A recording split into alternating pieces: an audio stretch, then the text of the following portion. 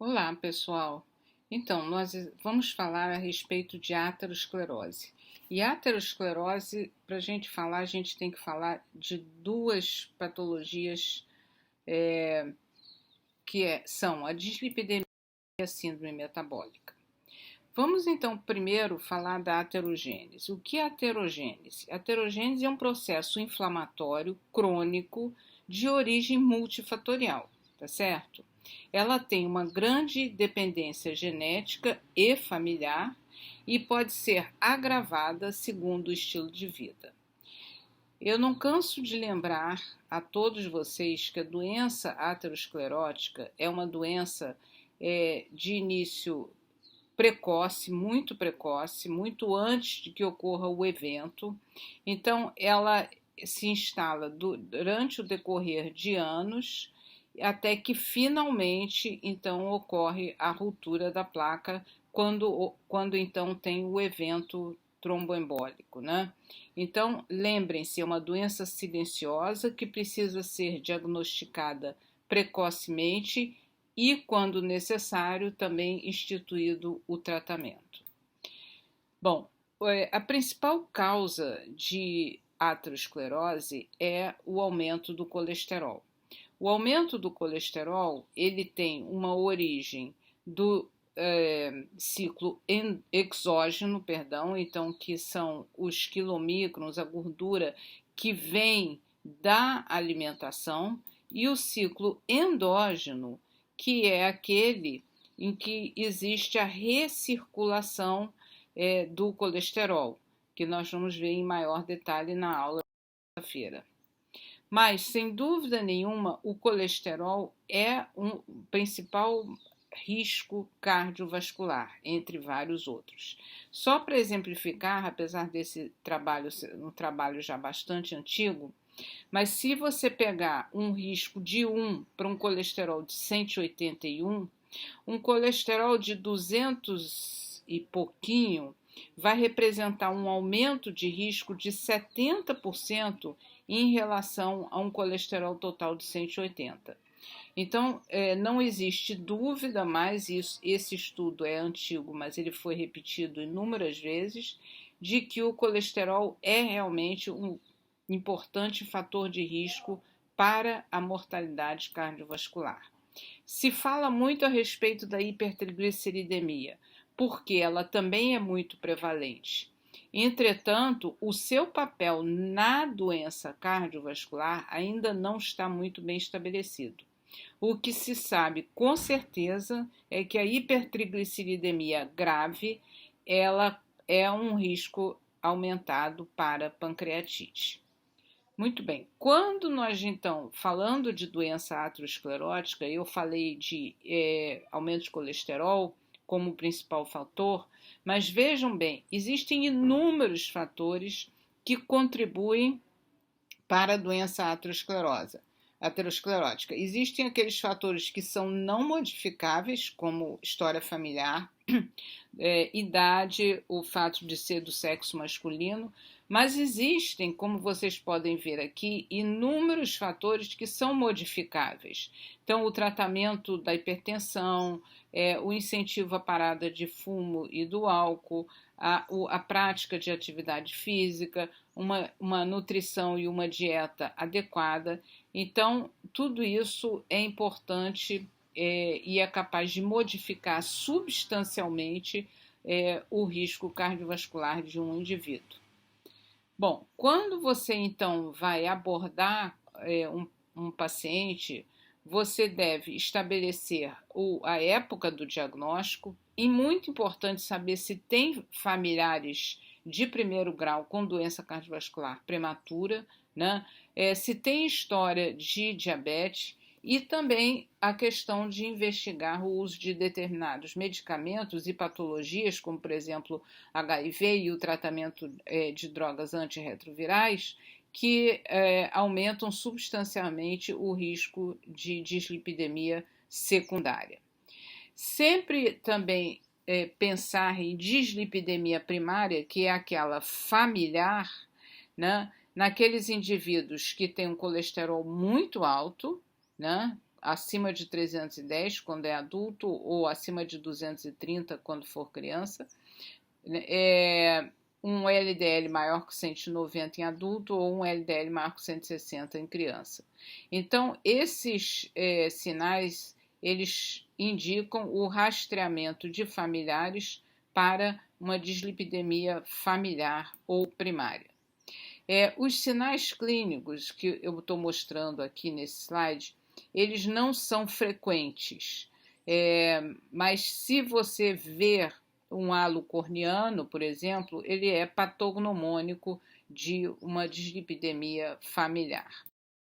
Em relação às dislipidemias secundárias, existem aquelas que cursam com hipercolesterolemia, como, por exemplo, o hipotiroidismo, a síndrome nefrótica, o uso de esteroides anabolizantes. E existem aquelas que cursam predominantemente com hipertrigliceridemia, que nós vamos falar mais no final quando a gente falar a respeito da síndrome metabólica, né? Que é a principal causa de hipertrigliceridemia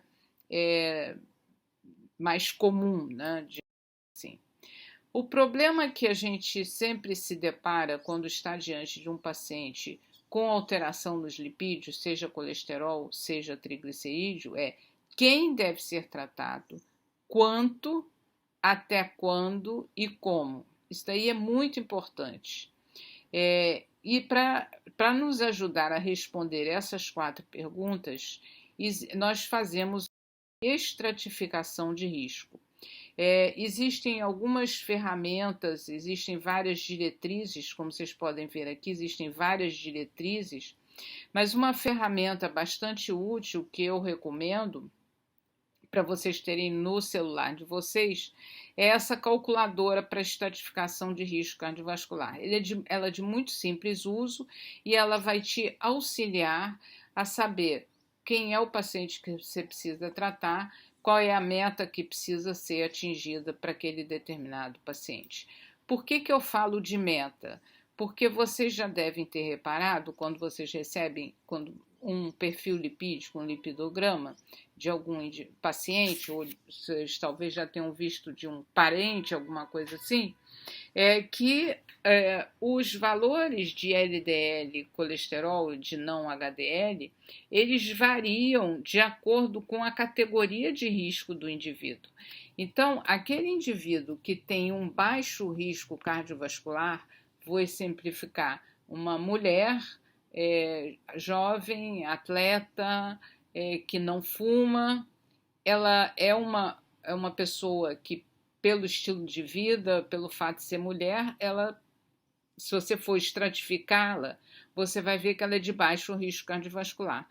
Então, nela, você pode permitir, por exemplo, um LDL de 130. Já se você tem um paciente muito alto risco, um homem diabético, hipertenso, enfim, que já infartou, que já tem uma doença cardiovascular, nesses a meta de LDL precisa ser menor do que 50. Então, como vocês veem aqui, tanto a meta de LDL colesterol quanto de não HDL colesterol, ela modifica de acordo com a estratificação de risco, que é aquilo que eu mostrei para vocês que pode ser feito através daquela calculadora, ou existem outras que disponíveis, estejam à vontade, contanto que vocês passem a usar realmente uma calculadora de risco.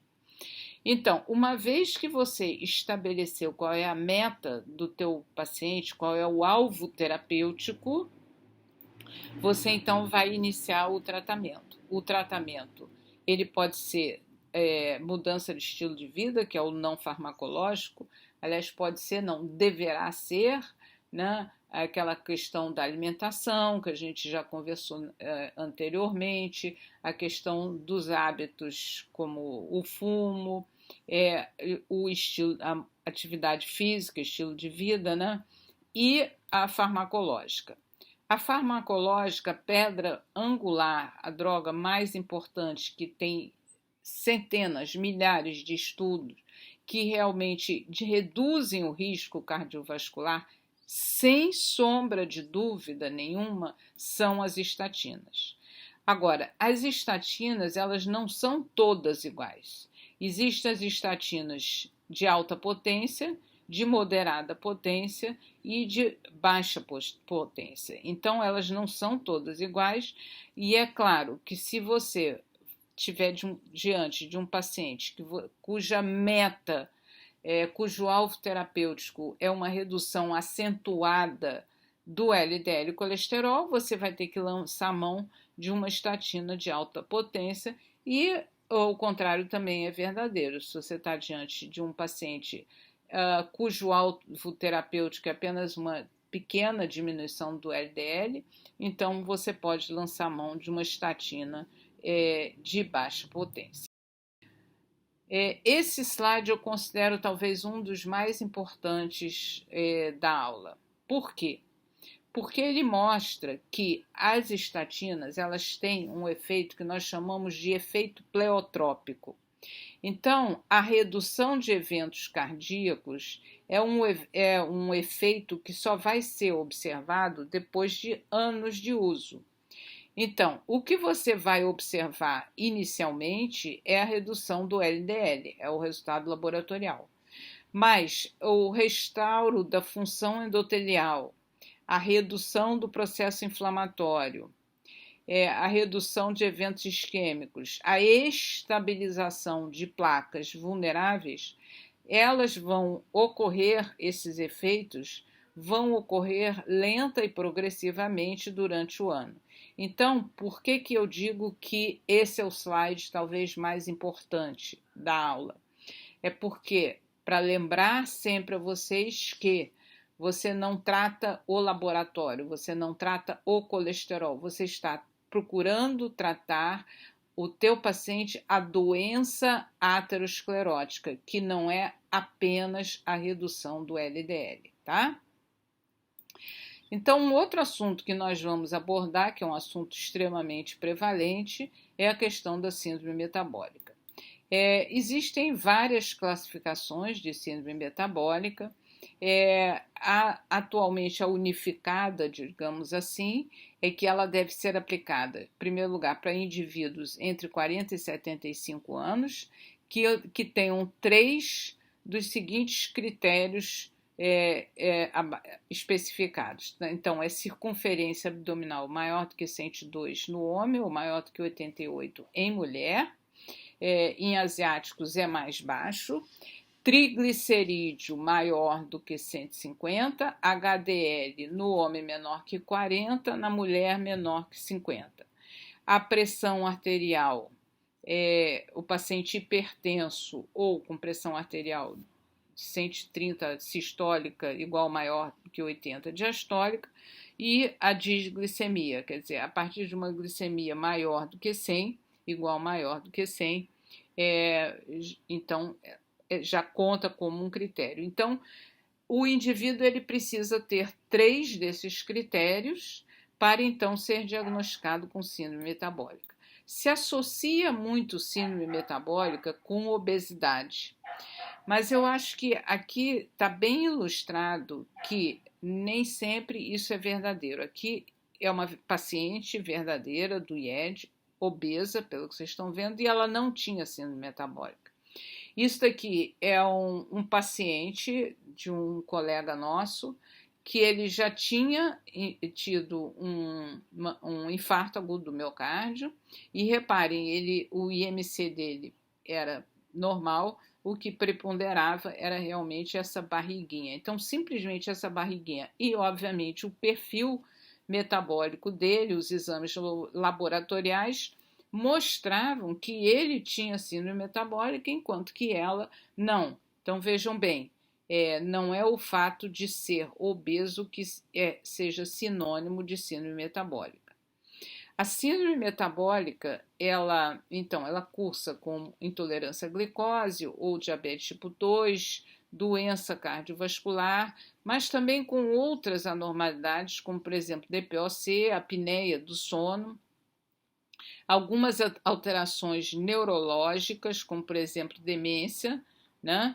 Alguns tipos de câncer, e está associada também a síndrome do ovário policístico e a redução da massa óssea.